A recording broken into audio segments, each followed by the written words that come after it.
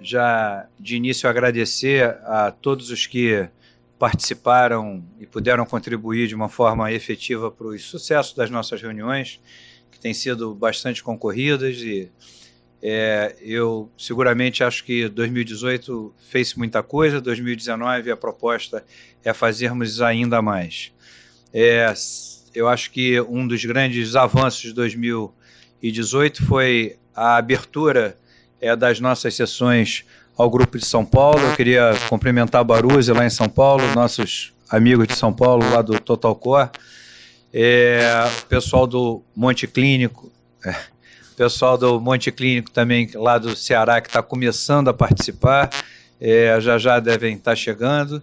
E, como eu falei, essas sessões elas têm o objetivo fundamentalmente de trazer aspectos acadêmicos para essa nossa parada de quarta-feira ao meio-dia, que começa impreterivelmente entre meio-dia e meio-dia e 15, dependendo de haver ou não o nosso eletrocardiograma que anteceda a sessão, mas termina impreterivelmente às 13h30, porque a gente considerou esse respeito do horário, apesar de alguns protestos para quem frequenta a sessão com alguma assiduidade, sabe do meu rigor com horário, mas eu costumo falar que eu sou o sujeito mais anarquista do hospital, sou eu.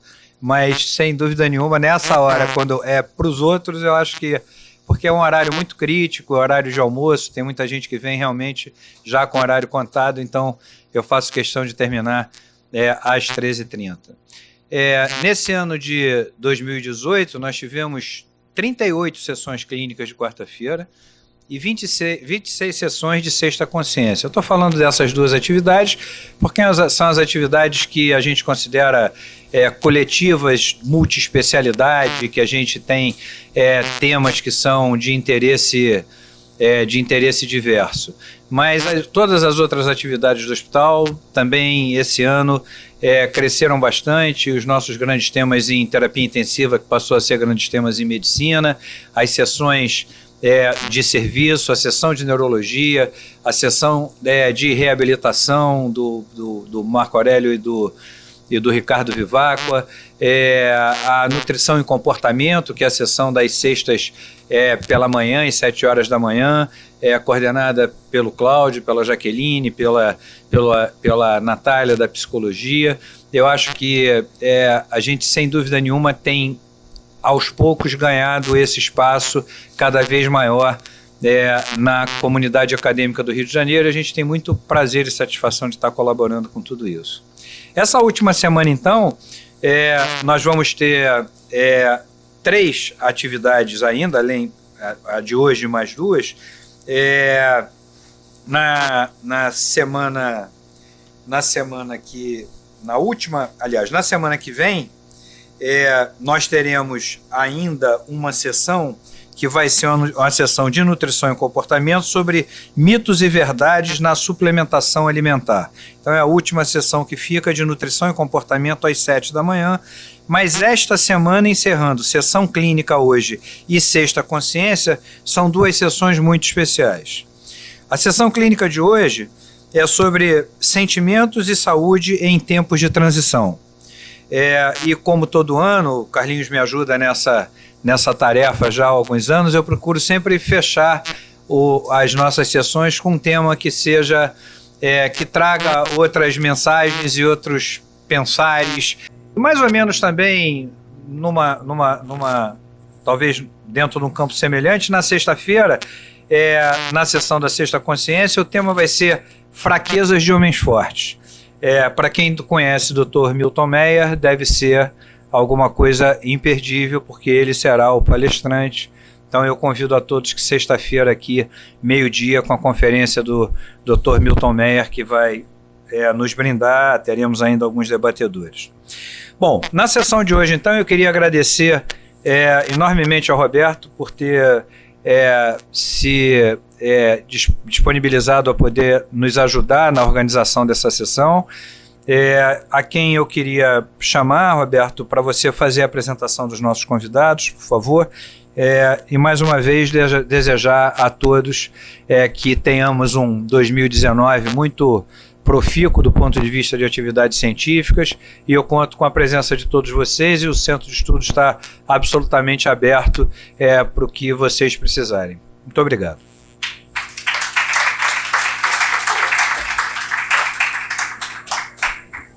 É uma alegria enorme estarmos aqui na última reunião científica do Hospital Procardíaco, e o André nos dá um privilégio da gente, dentro de um espaço científico, fazermos um pouco de mudança de curso numa época tão especial.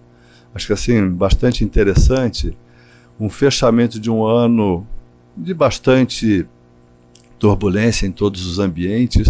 A gente percebe no ambiente macroeconômico, político, não regional, mundial, não é? Uma turbulência muito grande, um desalinhamento muito grande, angústias importantes no dia a dia, e o Natal se aproxima, até para quem não tem nenhuma afetividade religiosa, vamos dizer assim, solapado por um sentimento especial. E quando nós conseguimos ver as dificuldades como um passo, como uma transição, fica um pouco mais fácil do que vermos como uma derrota, como um final. Então, daí que veio o tema, compartilhando com o Carlinhos, né, de sentimentos e saúde em tempos de transição. Acho que a gente já poderia colocar o próximo slide. Nós teremos um contínuo que eu pretendo que a gente possa explorar, que é o que a gente tem trabalhado no grupo de estudo Espiritualidade e Medicina Cardiovascular. É um grupo de estudos dentro da SBC, que é uma tentativa de extrair da literatura mais convencional, técnica, cientificamente embasada, os dados que ligam religiosidade e espiritualidade aos desfechos clínicos, aos mais relevantes. Nós poderíamos iniciar com um fluxograma mecanístico de Koenig. Koenig é há mais de 20 anos coordenador, responsável pelo Centro de Estudo de Espiritualidade da Duke University. Nesse fluxograma, ele procura, né, nos remeter à reflexão de quanto de religiosidade e espiritualidade, a fé, a crença divina, as práticas religiosas intrínsecas ou extrínsecas, esse enfrentamento no dia a dia baseado na religião, quanto isso leva, não é, a uma modificação das chamadas virtudes humanas. As virtudes humanas, elas são seculares. O indivíduo não precisa de uma religião para ser honesto, altruísta, para perdoar, para ser humilde. Mas aqui entra como uma base da religiosidade e espiritualidade, alicerçada por bases genéticas, traços de personalidade, mas também por estilo de vida e decisões, não é, de vida, não é, mobilizando essas virtudes e levando, então, muito baseado em conexões sociais, a emoções positivas ou negativas. Então, num fluxograma de um mecanismo que tem uma base forte de religiosidade e espiritualidade, nós teríamos, então, como consequência, modificações de parâmetros imunológicos, inflamatórios, endócrinos, em última análise, na nossa área, modificando as funções cardiovasculares e, finalmente, o processo de saúde, de adoecimento e de cura.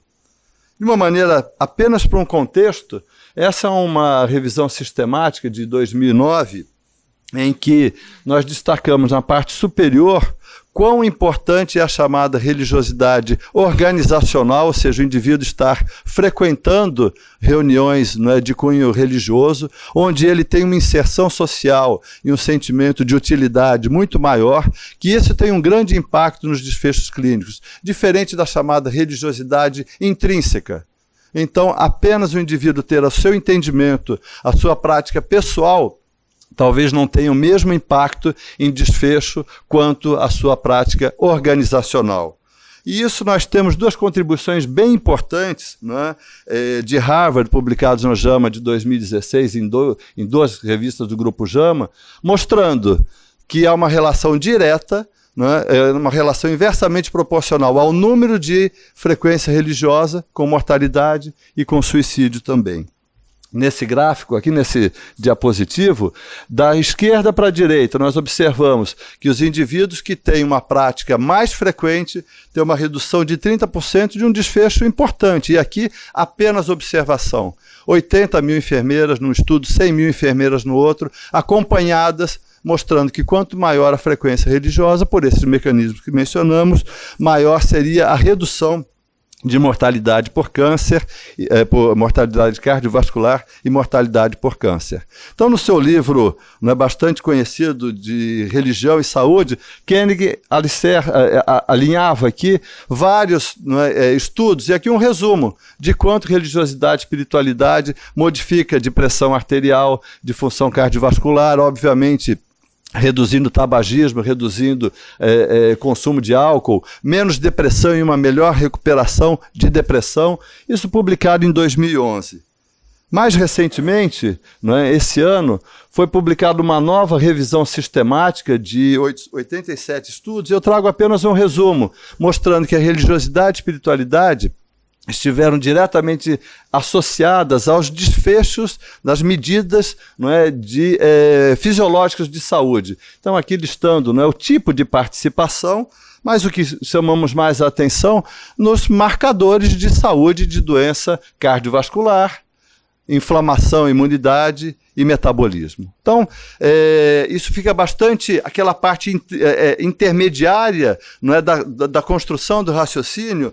Nós podemos fechar aqui, por exemplo, com análise de tamanho de telômero e envolvimento religioso. Quanto maior o telômero, maior a sobrevida. O telômero, ao longo da nossa existência, ele se reduz de tamanho.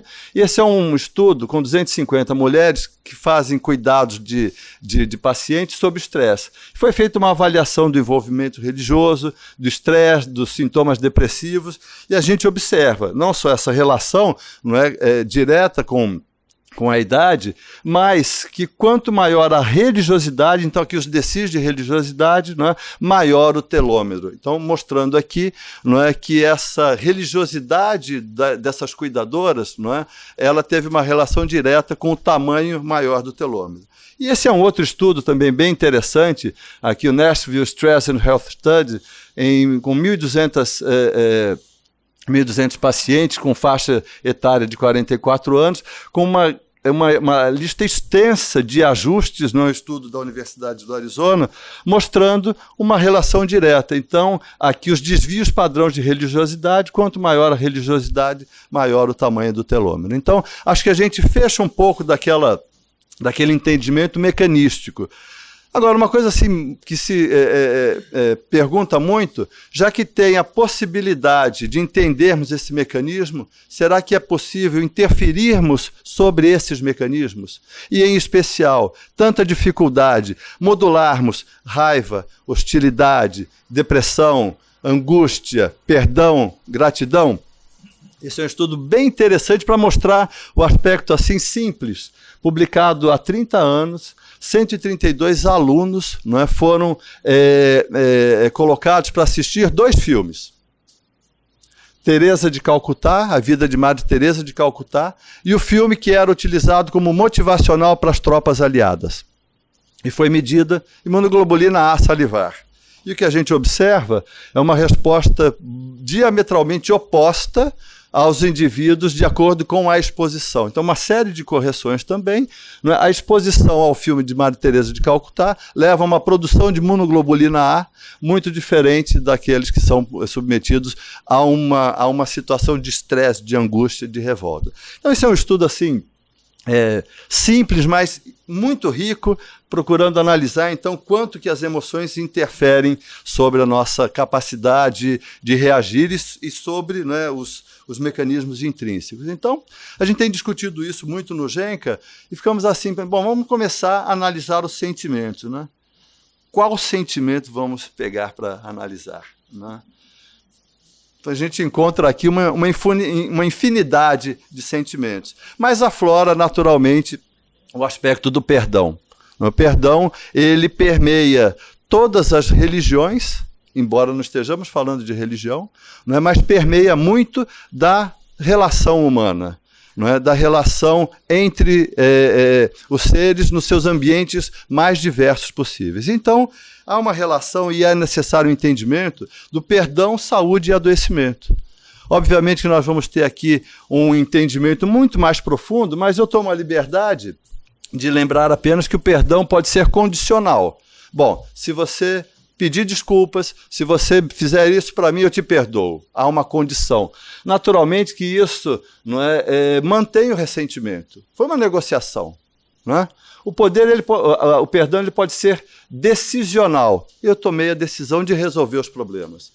Mas aquilo ficou também num aspecto formal, né, em que altera a postura do indivíduo frente à transgressão, mas ainda assim não é o perdão total, que seria o perdão emocional, ou seja, há uma modificação das emoções, há uma translocação, uma migração de uma emoção negativa, de ressentimento, de ódio, de irritação, de ruminação, para emoções positivas. Né?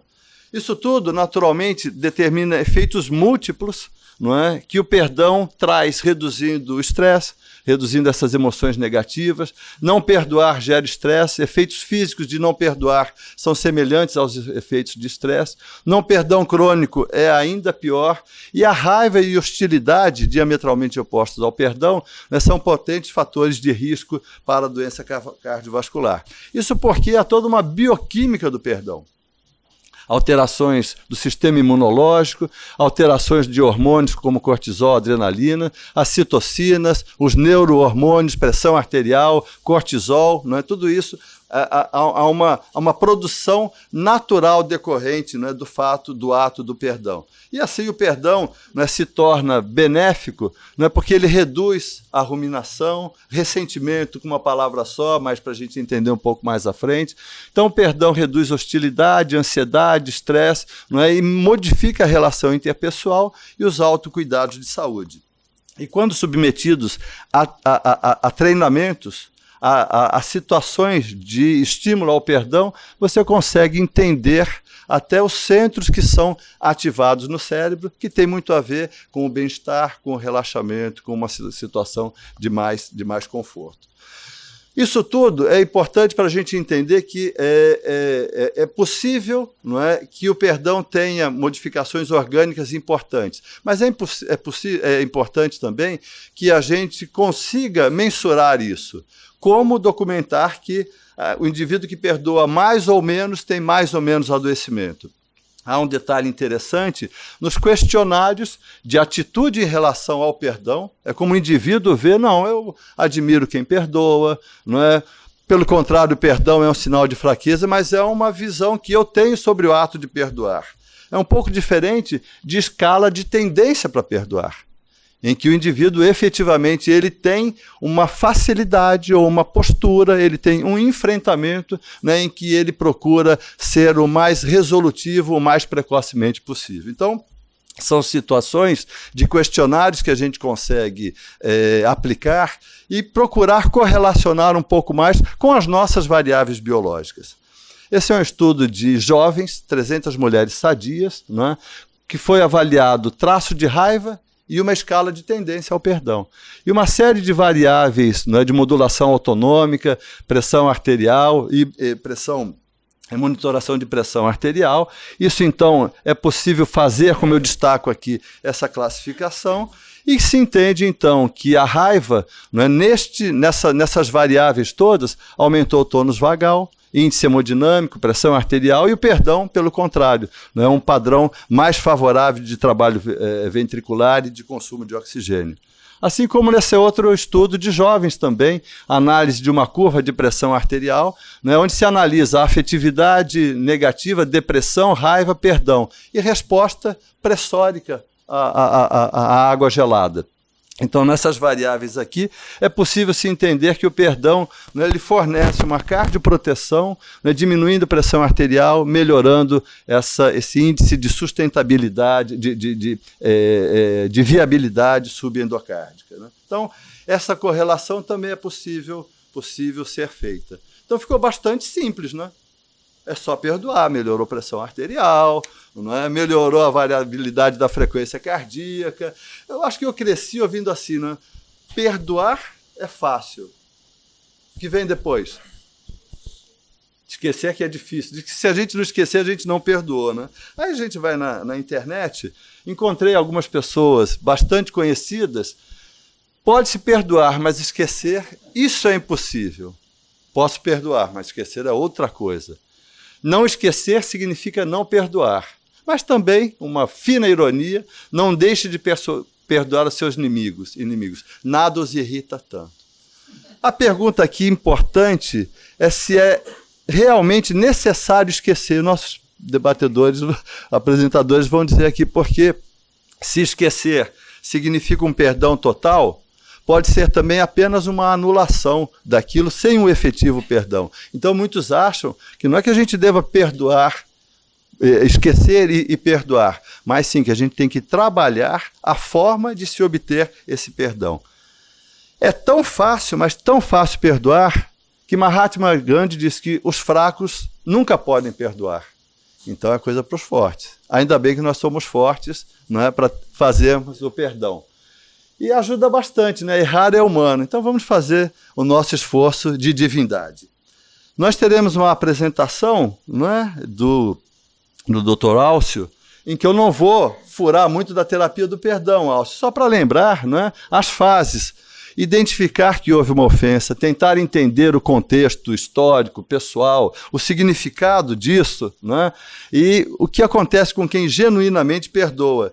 E depois, de uma maneira muito simples, mostrando, né, intervenções de perdão e melhora da evolução de câncer.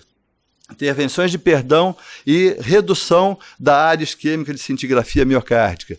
Estratégia de terapia, né, de afeto positivo em pacientes pós-intervenção coronariana, mostrando, né, um aumento em 70% na carga de exercício que esses indivíduos conseguem fazer. E é interessante que no início dessa busca de resultados, a gente não encontrava as publicações. Aí quando sai um JAMA, a gente fica fortalecido, né? A gente fica confiante. Aqui é para mostrar o que está acontecendo em Harvard, né? Numa revista de medicina psicossomática, mas lá trabalho de psicologia positiva, monitorando a intensidade do exercício, mas com reforço de psicologia ativa, né, e positiva, reforço de intervenção motivacional, mostrando então aqui um estudo randomizado, né, o Peace Tree, né, mostrando então que essas intervenções melhoram de uma forma substancial os desfechos comportamentais e psicológicos. Então, acho que a gente tem assim um entendimento, não é, da relação, não é, de perdão, não é, tendência ao perdão e doença, e de estratégias também. E o que mais? Que outro sentimento a gente poderia, no momento de tantas dificuldades que a gente consegue tanta coisa? Sermos gratos. Para Cícero, a gratidão não é mais um sentimento, né? A gratidão é a maior das virtudes e também a mãe de todas as outras virtudes. Veja que aqui a gente tem uma série infinita, não é, baseada em filosofias e identidades religiosas para falar sobre a gratidão. Aqui é um filósofo, um político, um escritor. E nós temos como, não é, aplicar um questionário de gratidão. Esse é o mais sobejamente conhecido, não é? Eu tenho muito na vida para agradecer, eu sou grato, longos períodos, não é? Me faz com que eu me sinta grato, e a gratidão, a semelhança do perdão, não é? Leva a relações sociais melhores, melhor saúde mental, reduz marcadores inflamatórios, melhora a autoestima, melhora a força de coping, assim como, não é possível documentar também uma análise em paciente de síndrome coronariana aguda, mais uma vez na Harvard Medical School, questionários aplicados em 2 semanas, 3 meses e 6 meses de gratidão, otimismo, ansiedade, marcadores inflamatórios, mostrando, não é, uma relação nesse estudo mais com otimismo, não é, uma relação menor com gratidão. Já nesse outro estudo, de pacientes com insuficiência cardíaca, assintomáticos, estágio B, aplicação do questionário, de gratidão, mas também de depressão, de fadiga, marcadores inflamatórios, mostrando que a gratidão foi relacionada ao melhor humor e sono, e uma intermediação dos efeitos benéficos para esses desfechos. E sugerindo, então, que aumentar a gratidão pode ser um tratamento para melhorar o bem-estar em pacientes com insuficiência cardíaca. Então, uma sugestão de que possamos fazer intervenção. Como? Uma das estratégias propostas, assim como para outros sentimentos, é o registro, é o chamado journaling. É você ter o hábito de relatar, escrever, seja por conta própria ou então em correspondência com alguém, coisas que você é grato. Pensar, escrever, meditar, realizar o exercício da gratidão modifica esses parâmetros. E esse, então, Jornal da Gratidão, mais uma vez aqui se destaca quanto ele reduz de estresse, quanto ele traz de calma, de autoconhecimento e autoconsciência. E aqui um exemplo desse tipo de estratégia, mais uma vez com pacientes com insuficiência cardíaca, um diário de intervenção em que se documenta que a intervenção reduziu os marcadores inflamatórios, uma redução não significativa de variabilidade de frequência cardíaca e, naturalmente, aumentou esse traço de gratidão. Então, dessa maneira, eu acho que a gente coloca dois sentimentos nobres, dois sentimentos assim que a essa época do ano afloram muito, Só não pode tocar John Lennon, So This Is Christmas, porque aí a gente chora, And So This Is Christmas, What Have You Done? Passou o ano, não fiz nada, tá aquela depressão, Mas não, é época de gratidão. Acho que é época de nós lembrarmos as vitórias que conseguimos ao longo do ano. É hora também de nos prepararmos, para continuar, nessa fase de transição. Então, essa era um pouco do que eu queria trazer para vocês. O grupo, quem tiver interesse em se associar ao GENCA, o GENCA já é hoje o maior grupo de estudos da sociedade, está próximo de 1.000 sócios. E mais do que tudo, agradecer essa oportunidade e trazer muito uma reflexão, um novo olhar sobre esse trabalho que a ciência vem construindo de reaproximação com a religiosidade e com a espiritualidade. Ok? Muito obrigado.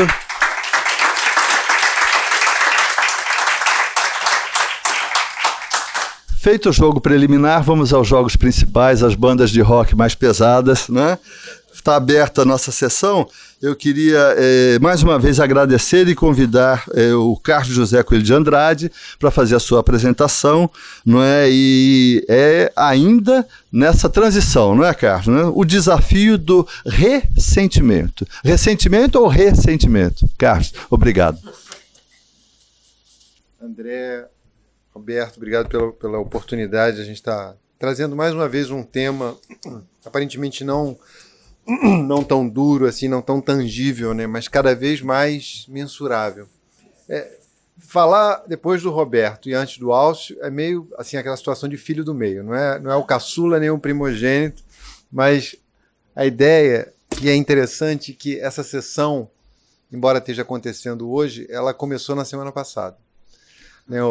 O André falou com o Roberto falou comigo, e aí o Roberto teve a ideia, e vamos falar com o Álcio. Então, peraí, vou mandar uma mensagem para ele.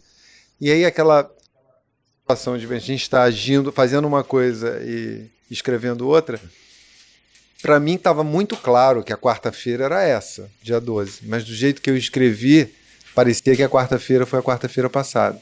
E o Álcio veio aqui para a sessão na semana passada.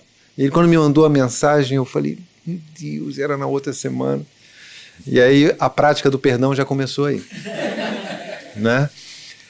E aí isso é muito interessante, porque eu acho que a gente está imerso num oceano de ressentimento. A gente vive isso o tempo todo. E foi muito fácil, assim, na realidade, não precisava nem perceber, é quase que uma certeza que tivesse, que o Álcio ia me perdoar.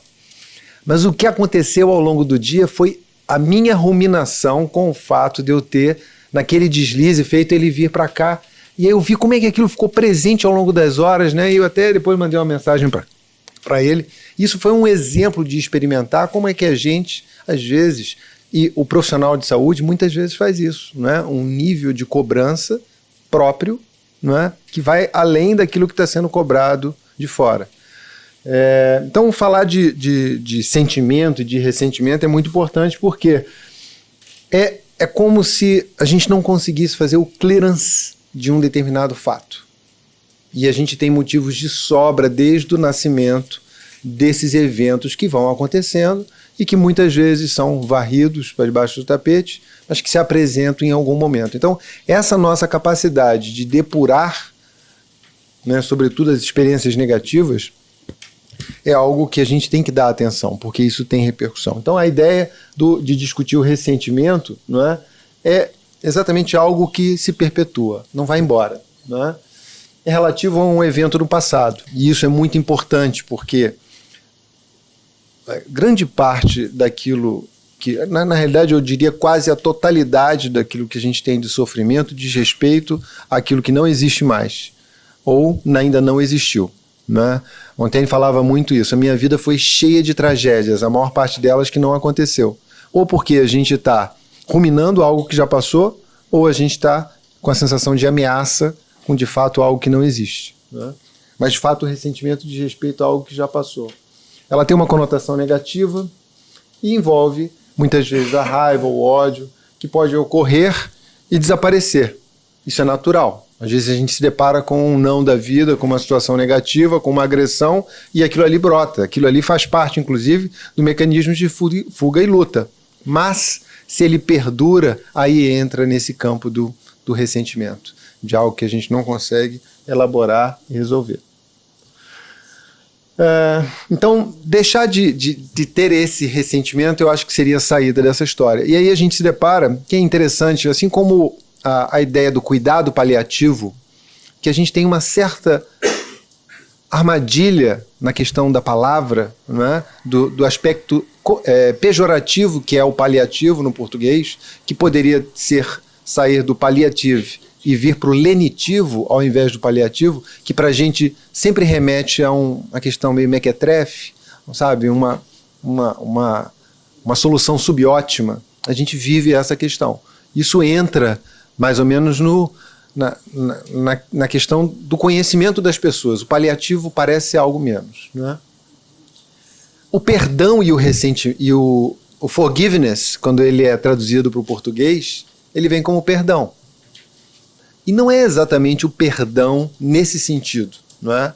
Na verdade, a gente vai até avançar um pouquinho da ideia do forgiveness não ser necessariamente o perdão. Ele pode até incluir, mas ele vai muito além dessa história, que é exatamente a nossa capacidade de abrir mão e deixar de ficar ressentindo aquela situação. Então, o forgiveness, no termo original, ele fala disso. Give up resentment. É realmente abrir mão, é você deixar aquilo ir. Isso não tem a ver necessariamente com reconciliação, isso não tem a ver com você ter convívio com a pessoa que lhe agrediu, isso não é necessário para que o ressentimento, para que o forgiveness possa ocorrer. Mas é preciso que a gente já comece a distinguir um pouco essas questões, porque pode inclusive surgir cobranças nesse sentido. Né? E aí, quando o forgiveness vai para o português, o que acontece? Vira perdão. Né? Inclusive, ele vira coisas que a gente, quando se dedica a refletir um pouco mais com relação ao forgiveness, ele não é isso, na realidade. Ele vai além disso. Né? Então, a importância dessa questão, eu botei perdão entre aspas, né, para diferenciar desse perdão usual que a gente normalmente se remete. Mas isso é um movimento interno. Isso é uma questão intrapessoal. É a diferença entre eu marcar numa quarta ser em outra. Quando o Alcio me perdoa, aquilo é uma questão interpessoal. Mas quando eu não me perdoo por ter errado na quarta-feira, isso é uma questão intrapessoal. E é esse aí, eu acho que é o grande sítio de trabalho que a gente precisa dar atenção. Né? Mas ele pode ser discutido em nível nacional e, sobretudo, nível social. A gente precisa dessa discussão. Né? Tanto que, no final, tem uma discussão do ponto de vista de saúde pública. O que significa o forgiveness, ou o perdão, entre aspas, do ponto de vista de saúde pública. Né? Os credores estão dispostos a perdoar os devedores? Né? Os que foram escravizados estão dispostos a perdoar nesse sentido de deixar de ressentir quem foram os opressores? E por aí vai, as vítimas do Holocausto, não é? A gente vai se mobilizar no sentido de povos nativos que sofreram com atitudes que existiram no passado. Como é que a gente está tratando da questão ambiental? Então, isso é uma discussão que vai muito além daquele binômio de duas pessoas que uma gera um dano na outra, né? Obviamente, no que se aplica à área da saúde, né, o Roberto já apresentou muita coisa e aí eu vou avançar nesse sentido, porque para a gente ganhar tempo para a parte final, que eu acho que é mais importante, que é a gente se aproximar do que seria uma prática que remete a gente a exatamente essa sensação de abrir mão desse ressentir, né?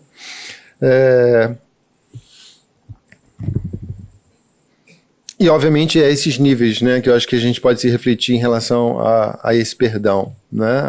O intrapessoal, o interpessoal e o social. Não né? Tem que tomar cuidado com essa questão, porque não é fugir da justiça. Obviamente, a justiça ela deve continuar existindo. Pessoas podem se aproveitar de outras que têm uma tendência de sempre perdoar.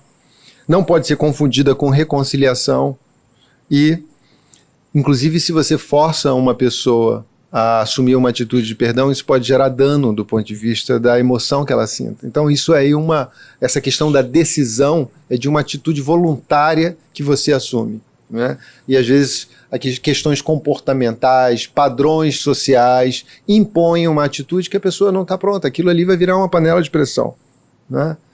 O que o perdão não é, né? É importante a gente entender. Não é tolerar, não é reconciliar, não é justificar, desculpar, o perdoar, né? É uma atitude voluntária, é uma decisão que a priori você toma. Você pode não chegar naquela situação de não reatividade emocional, que seria lá a última coisa que o Roberto mencionou, aquele perdão emocional, onde você não reage mais a se expor à situação ou a expor uma memória, né? Então ele parte de uma decisão, esse perdão decisional. Então, por exemplo, o que a gente vê hoje em dia? Muito. A gente vive uma sociedade da cobrança, né?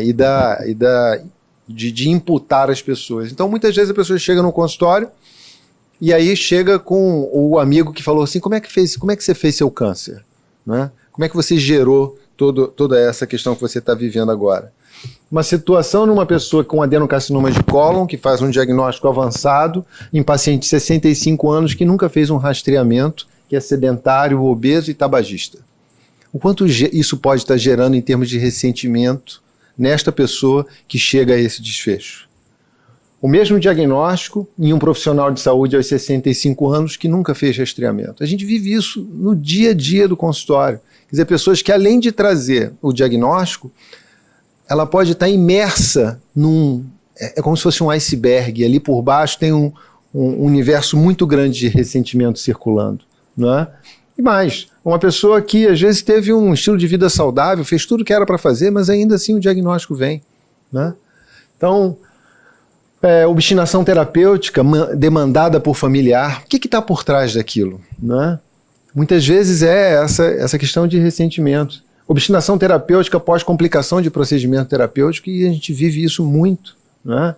Custo emocional do profissional após um desfecho negativo por decisão difícil. A gente vive tomando decisão em situações ambíguas, e o desfecho negativo muitas vezes tem um custo. Como é que a gente lida por isso?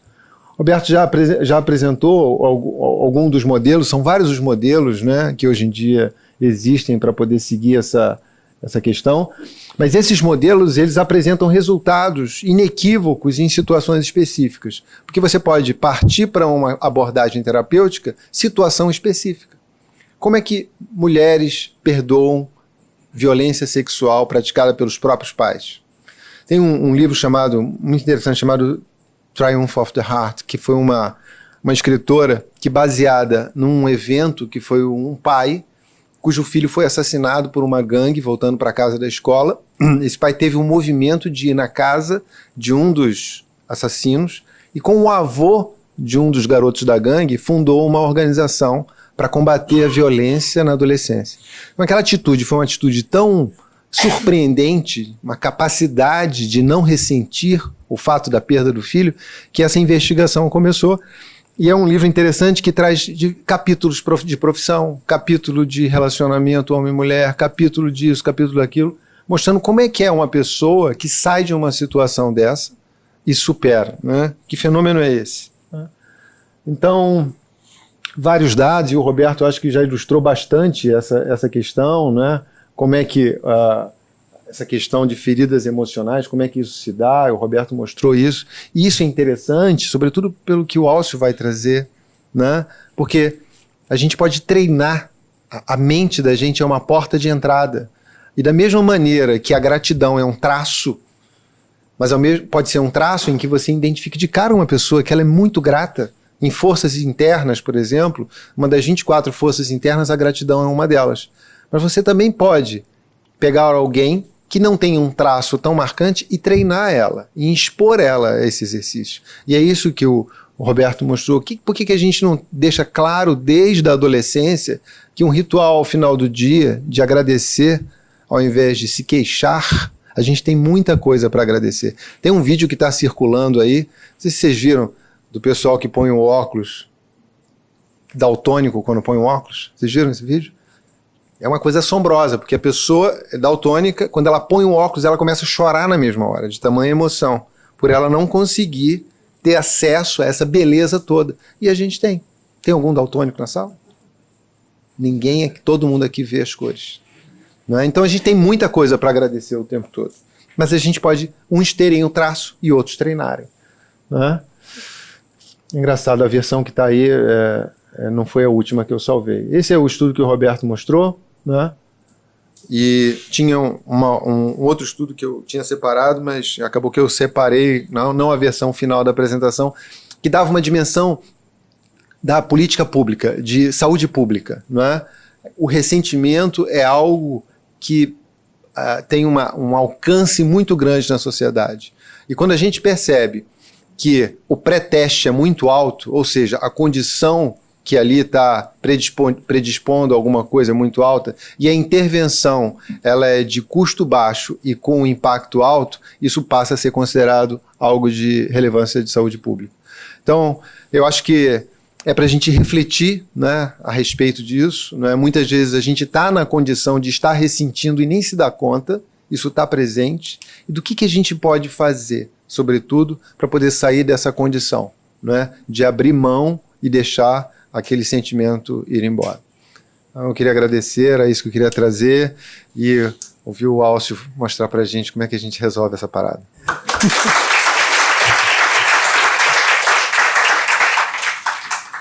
Você perdoou o Carlos? Você perdoou o Carlos essa semana? Eu nem sabia que eu tinha perdoado. Não, está perdoado. Então, Alcio, obrigado. Por favor. Alcio vai nos falar sobre sentimento e terapia do perdão. Então, eu queria agradecer estar aqui. Agradecer ao André. Você está bem, André? Porque seu pé não ficou muito bem. Tá bacana. Então, eu queria agradecer a vocês estar aqui e eu tinha uns comentários para fazer, mas não são tão importantes quanto o exercício. Então, eu vou fazer primeiro o exercício, se der tempo eu posso comentar algumas coisas que a gente fez aqui, vai ter feito aqui, né? Eu não sabia que eu tinha que perdoar você, na verdade, né, Carlos? Porque eu achei tão legal ter vindo aqui, a gente ter tido aquela conversa tão bacana no almoço, ainda ganhei um almoço, né, que foi bacana. Mas é isso, quer dizer, eu acho que é super importante a gente saber que a gente faz fantasias, né, de que o outro está zangado, que o outro está aborrecido com a gente e que não tem nada a ver. E o contrário também acontece, às vezes a gente não percebe o quão zangado alguém pode estar com a gente não se dá conta disso até que aparece uma reação, uma reatividade, né? Mas a gente passa o dia inteiro afirmando coisas na mente da gente. A gente não percebe, mas a gente afirma isso o tempo todo.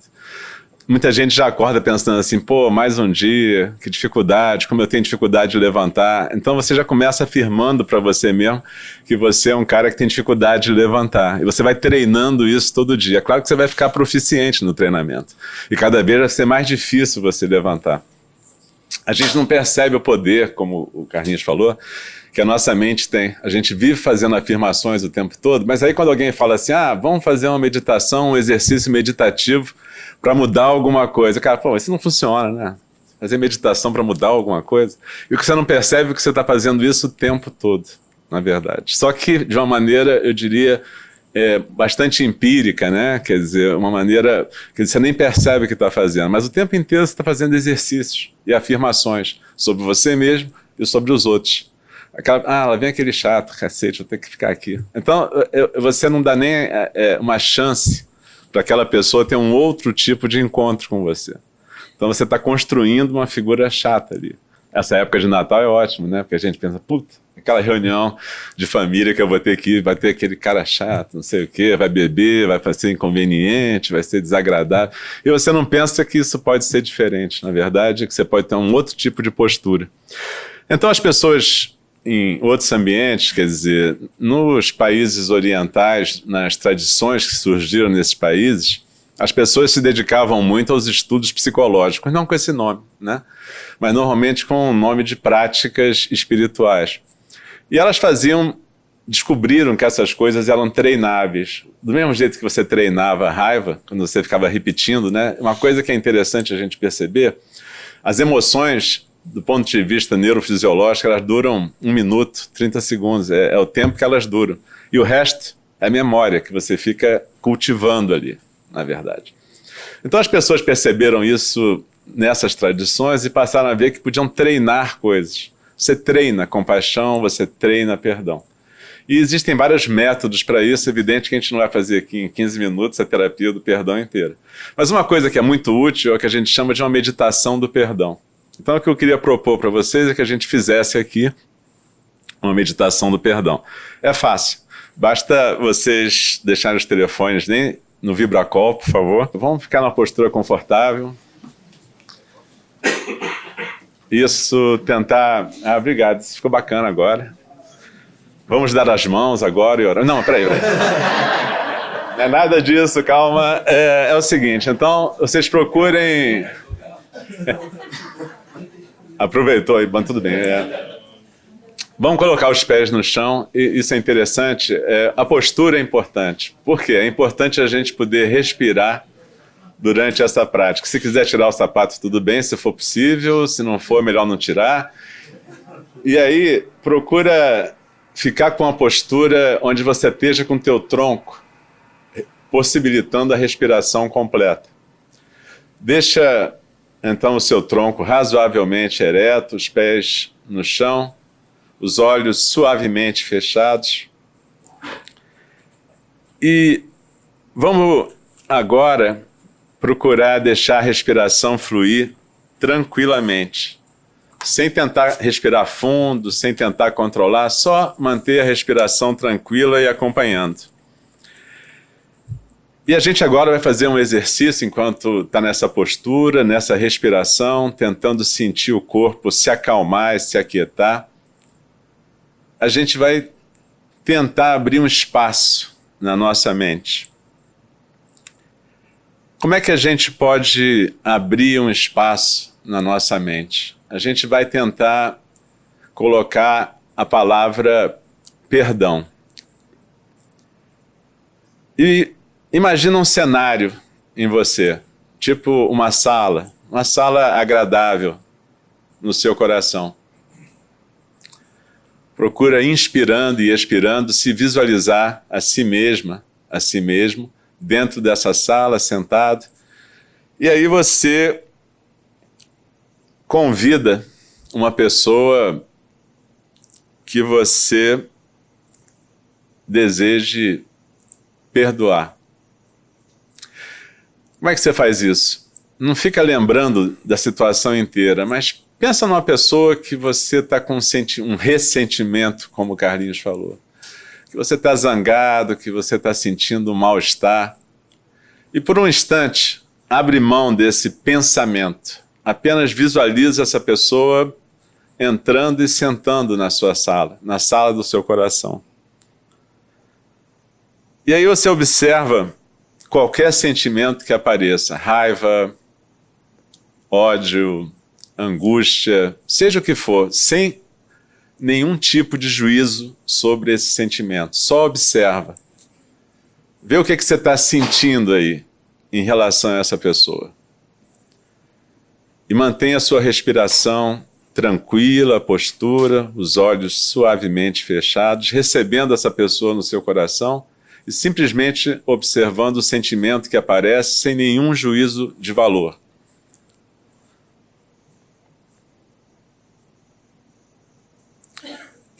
E aí você procura visualizar você mesma dizendo assim: eu te perdoo, fulano ou fulana,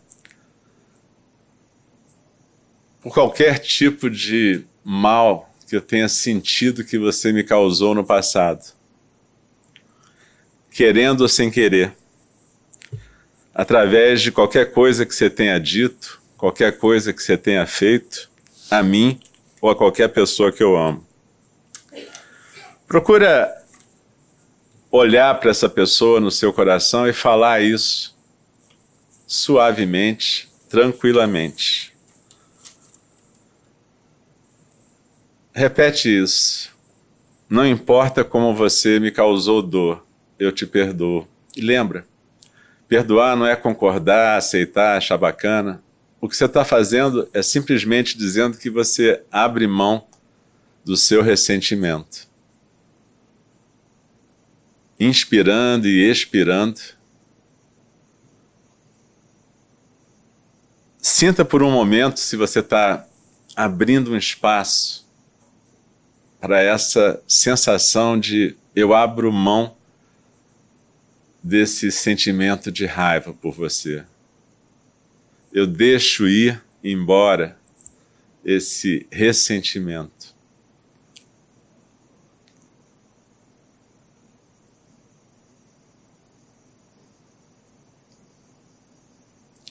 E repete mais uma vez: eu te perdoo por qualquer coisa que você tenha feito, intencional ou sem querer, que tenha me provocado mal-estar, dor, sofrimento, raiva, ressentimento.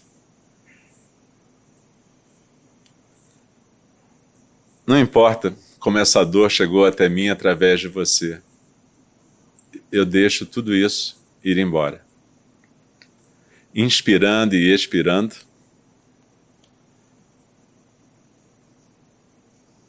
Procura visualizar essa pessoa agora sendo tocada pelo teu perdão. E repete mais algumas vezes mentalmente: eu te perdoo, eu te perdoo.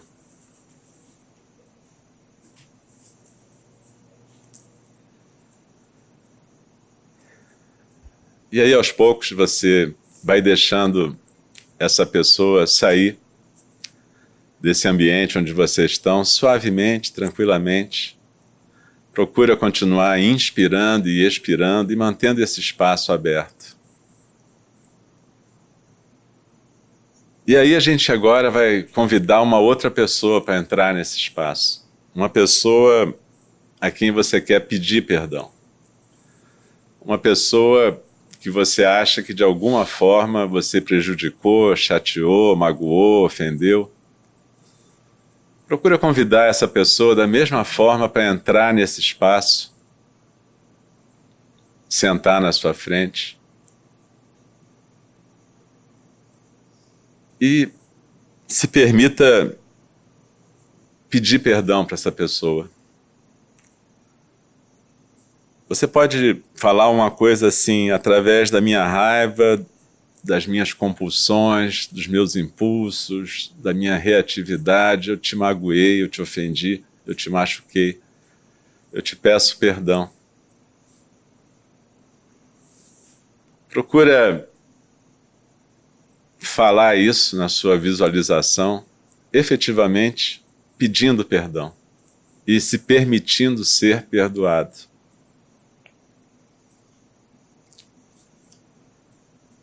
Se você, por acaso, observar que a sua mente fica zangada nesse exercício, te recriminando, observa essa natureza da mente.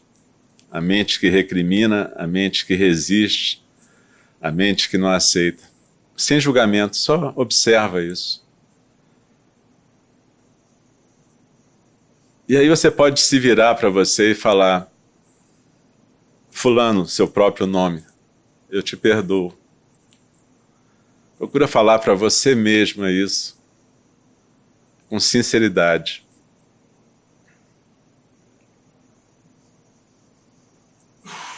Como se você fosse o seu próprio filho ou filha, uma pessoa que você protege. Procura se perdoar.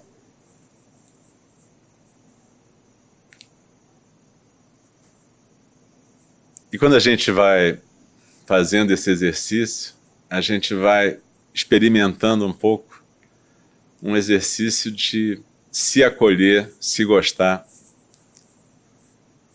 E aos poucos, quando a gente vai terminando, a gente deseja que todos os seres possam experimentar o perdão, serem perdoados, pedir perdão, e que todos os seres possam, aos poucos, aprender a ficar em paz. E a gente vai mantendo a nossa respiração tranquila, suave, e depois a gente deixa a pessoa a quem a gente pediu perdão sair suavemente, e a gente se olha na nossa visualização e, de certa maneira, a gente se abraça, se acolhe, se cuida.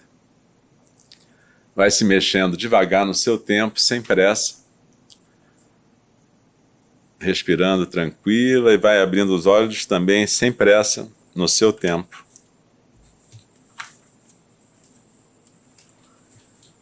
Inspirando e expirando, vai se esticando, espreguiça. Procura observar a sua sensação, a sensação psicológica que você está. E guarda isso. Como é que você estava antes, como é que você está agora, se você está melhor, se você está pior, se está a mesma coisa, se não mudou nada. Mas o importante num exercício meditativo, primeiro, é a gente lembrar que um exercício meditativo, como qualquer exercício, ele tem que ser praticado muitas vezes para fazer efeito. Às vezes as pessoas vão fazer meditação e elas acham que vão ter um efeito muito rápido. E eu sempre digo que meditação no começo, principalmente meditação zen, como a gente faz lá no templo, em geral a pessoa fica mais tensa do que ela estava antes. Porque quando você aprende a se aquietar, você se escuta. E se você está num estado meio tenso, você até descobre que está tenso. Então meditação não é uma panaceia. Às vezes as pessoas vendem mindfulness como se fosse uma panaceia que resolve tudo. Mas não é bem isso, não. A gente tem que tomar cuidado, inclusive, com o estado psicológico de quem procura meditação. As meditações do perdão, da gratidão, são muito mais seguras e tranquilas. Mas mesmo assim não é uma coisa tão fácil, né? Se a gente pensar nos sentimentos que a gente tem. Falando, ainda dá tempo de falar um pouquinho, então, né? E é aquilo que o Carlinhos falou, o Roberto também, perdoar não é esquecer, né? É uma confusão que a gente faz. Perdoar realmente não é esquecer. Perdoar não é você absolver a outra pessoa ou dizer que não foi nada. Perdoar é apesar de ter sido alguma coisa. É uma coisa que tem a ver com a gente abrir mão do ressentimento, realmente. Tudo que a gente faz na vida tem consequência. E se você perdoar uma pessoa dizendo assim, não foi nada, na verdade você está prestando um desserviço para essa pessoa. Você pode dizer assim, olha, foi uma coisa séria para mim. Assim como você podia me dizer, porque para mim não foi, mas para você foi. E de repente, eu não posso esquecer isso, mas eu posso te perdoar, eu posso achar que a gente pode manter uma relação mais respeitosa e eu não preciso carregar essa raiva por você. Essa questão do ressentimento, o ressentimento tem muito a ver com a expectativa que a gente tem. Tem várias teorias sobre ressentimento do ponto de vista mais psicológico, né? Nietzsche é um cara famoso quanto a isso, ele achava que o ressentimento tinha a ver com a civilização judaico-cristã, mas pessoas não tão nietzschianas vão achar que o ressentimento tem a ver com as expectativas que são construídas. Então, numa sociedade como a nossa, onde um sistema, eu diria, capitalista mais do que selvagem, faz um monte de promessas do tipo assim, se você fizer isso, fizer aquilo, vai dar tudo certo, você vai ficar rico, vai ter o carro legal, a pessoa legal do teu lado. Quando a pessoa não consegue isso, e frequentemente não se consegue, o resultado é um ressentimento. E você tem que achar um culpado, um imigrante, um refugiado, um assaltante, alguém é culpado por você não ter aquelas coisas todas que alguém te prometeu, que você se sentiu recebendo essa promessa. Então não é à toa que a gente está vivendo um ambiente de ressentimento, que a gente viu esse ano explodir, né? Quer dizer, as pessoas ficam buscando culpados para tudo que aconteceu.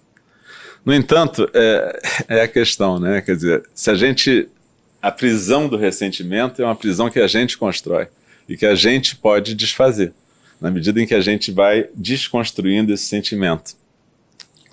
Uma coisa interessante, tem alguns estudos que foram feitos sobre sensibilidade e resiliência, né? Então, por exemplo, quando você pega lá em Harvard, no Centro de Mind and Life, no Instituto, eles fizeram alguns estudos com pessoas que eram praticantes antigos de meditação. O que eles perceberam? Que esses praticantes, quando você comparava com um grupo de controle e passava um filme com imagens muito fortes, eles eram mais sensíveis, eles sofriam mais todas as emoções.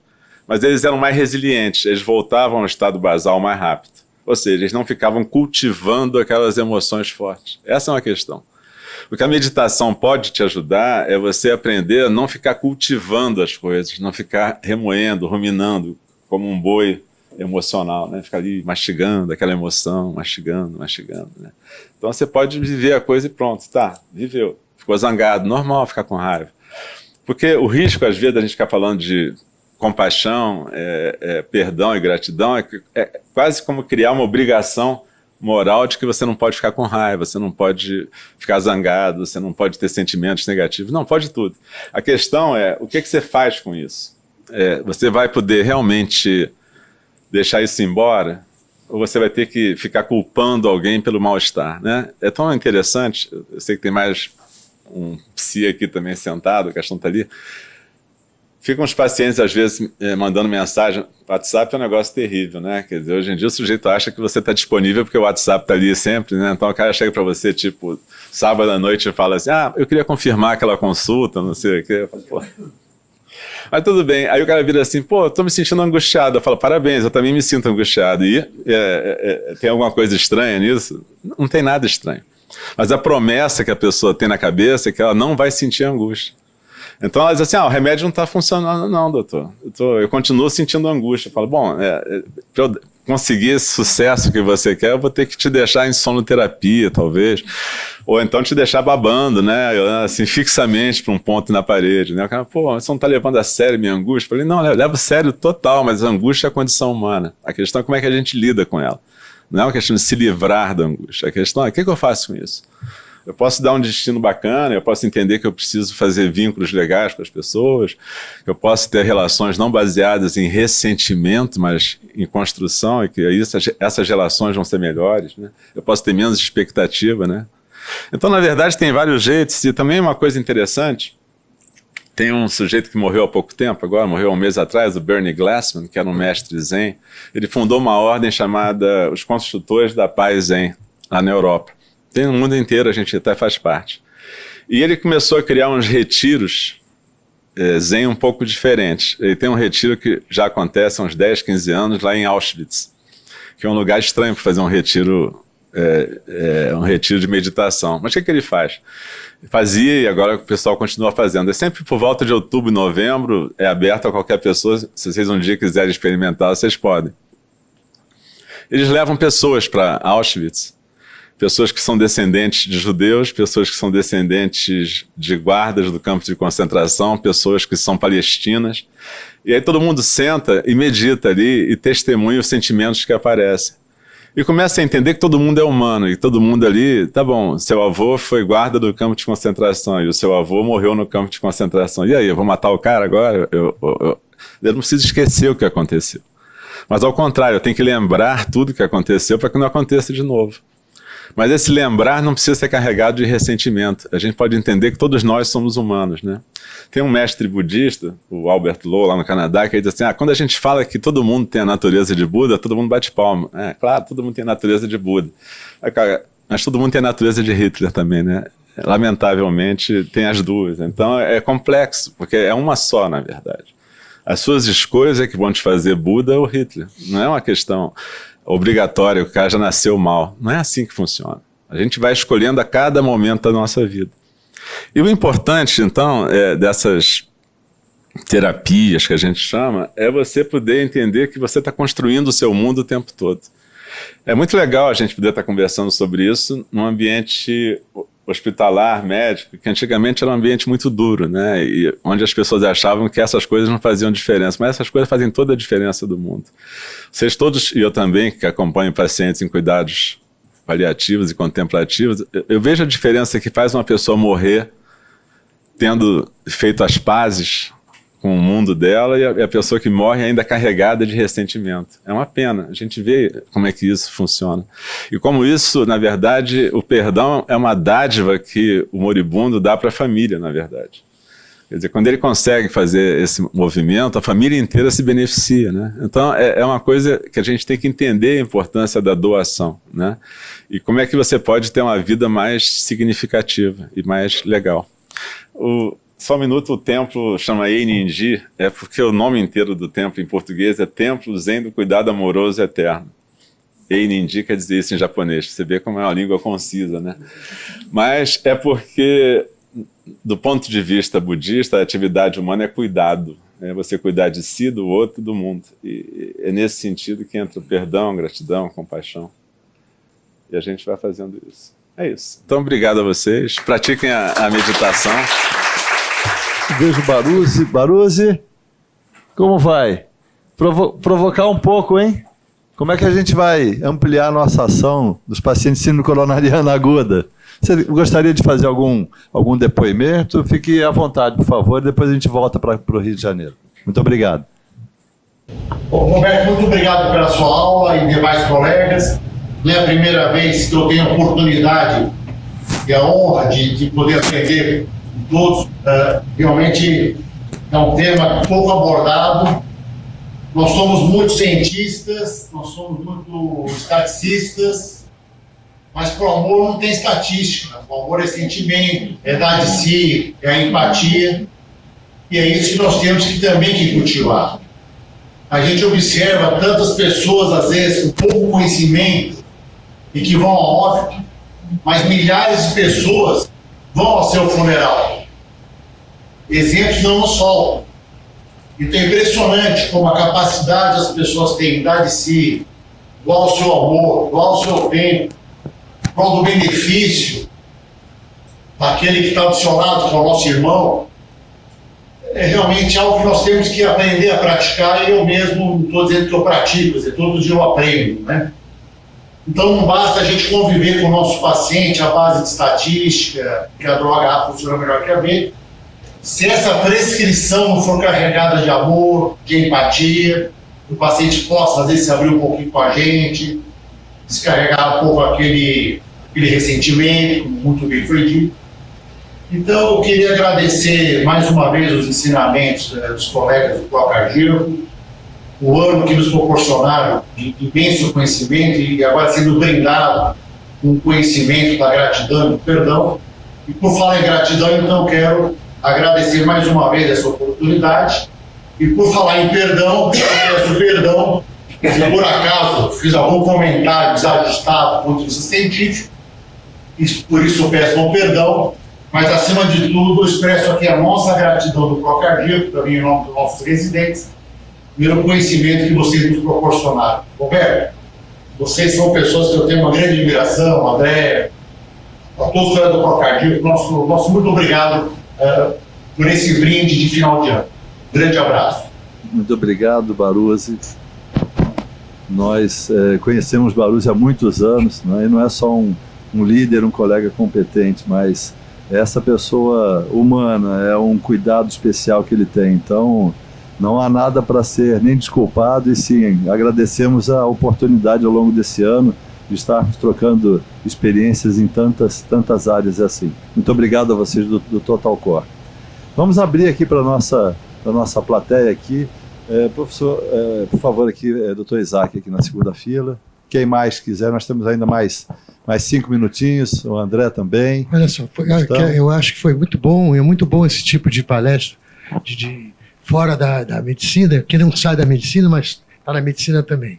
Acho que é muito importante a gente refletir sobre a tarefa médica. E o Roberto falou aqui sobre a raiva. Eu queria resgatar uma coisa em relação à raiva.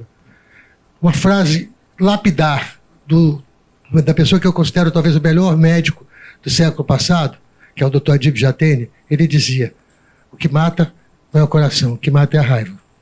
Obrigado, Isaac. Bom, Roberto, queria te agradecer ao Carlinhos, ao Alcio, a possibilidade da gente ter tido hoje está tendo hoje essas apresentações primorosas do ponto de vista desse lado, como o Alcio chamou a atenção, de que a gente exercita tão pouco e precisa conhecer tanto ainda. Mas eu queria direcionar a pergunta ao Alcio num aspecto que você falou várias vezes, salientando que tem alguns sentimentos que eles não devem ser evitados. Eles devem, na realidade, ser sentidos e talvez não ser perpetuados. E falou também da angústia, e eu posso extrapolar talvez para a ansiedade também. E eu acho que existe uma dificuldade muito grande no dia a dia da gente entender o quanto é permitido se sentir ou quanto não é permitido se sentir. A angústia e a ansiedade são estratégias da sobrevivência. E a gente entender a importância dela dentro desse contexto é que é importante. E a pergunta que vem é o seguinte: ainda que isso seja uma coisa absolutamente subjetiva, porque é uma questão de sentimento, objetivamente eu tento, dentro do meu pragmatismo, eu tento estabelecer o aspecto nocivo da angústia e da ansiedade quando ela passa a interferir no meu cotidiano, que seja no meu cotidiano profissional, seja no meu cotidiano social, seja no meu cotidiano familiar. Então, esse é mais ou menos o meu limite quando eu me pego falando assim: pô, peraí, mas está atrapalhando, cara, não é para sentir isso. E esse é onde eu coloco mais ou menos o meu sarrafo. Queria que você falasse um pouquinho se isso tem algum sentido ou não. Não, claro que tem, André. E a gente pode pensar em angústia e ansiedade como sentimentos totalmente normais. Agora, a questão primeira, a gente não aprende a lidar com isso, né? A gente tem um aprendizado emocional muito ruim. A gente vai para a escola e acha que escola é para aprender coisas assim concretas. E, na verdade, falta esse aprendizado emocional, né? Tudo bem, você tem orientação educacional, orientação, bereré, bereré, mas tem pouca discussão realmente do tipo assim: o que eu faço para lidar com ansiedade, raiva, tristeza? Como é que eu posso lidar com esses sentimentos que são tão normais e que, de alguma maneira, indicam para a gente coisas que a gente pode mexer? Então, se você está recebendo um paciente e fica ansioso com aquele paciente, é óbvio que isso é bacana você entender o que está acontecendo ali, não rejeitar aquele afeto. É claro que, como você falou, se aquilo impedir a sua funcionalidade, não adianta. Mas você puder aceitar um nível basal de alteração afetiva é legal, porque isso pode até te indicar diagnósticos, às vezes, coisas que você não está vendo, que você não está conseguindo ver, né? E eu acho que é uma questão, primeiro, de acolhimento. Acolher o sentimento que você tem, não se sentir obrigado a sentir ou não sentir alguma coisa, que é um problema do médico em geral, né? Você acha que tem coisas que o médico não deve sentir, né? Isso atrapalha muito, porque você estabelece um tipo de figura ideal que você deve ser e o tempo inteiro você passa a gastar energia para ficar sendo essa figura. Você quase que cria um personagem. Isso é muito ruim. Uma coisa é você entender que você tem que ter uma postura profissional. Então você não tem que compartilhar com seus pacientes determinados estados emocionais, a não ser que aquilo seja realmente importante para o paciente. Mas sendo importante só para você, fica contigo. Então tem uma postura profissional, mas você tem que se aceitar. O que a gente vê muitas vezes as pessoas construírem personagens profissionais e isso, como isso está envolvido na cima do burnout. Como é que a pessoa fica se exigindo um certo tipo de funcionamento e médico, dentre todos os profissionais de saúde, tem muito essa mania de ser forte. E isso atrapalha muito, porque você não busca ajuda e você deixa de poder melhorar, né? A gente busca mentores, supervisores, instrutores, preceptores, mas a gente não acha que a gente pode melhorar no nosso instrumento próprio, que é a cabeça da gente. Isso é muito complicado, né? Mas também a gente não é treinado para isso na faculdade. Eu, pelo menos, não fui. Eu não sei como é que está a faculdade hoje em dia. Não sei se mudou.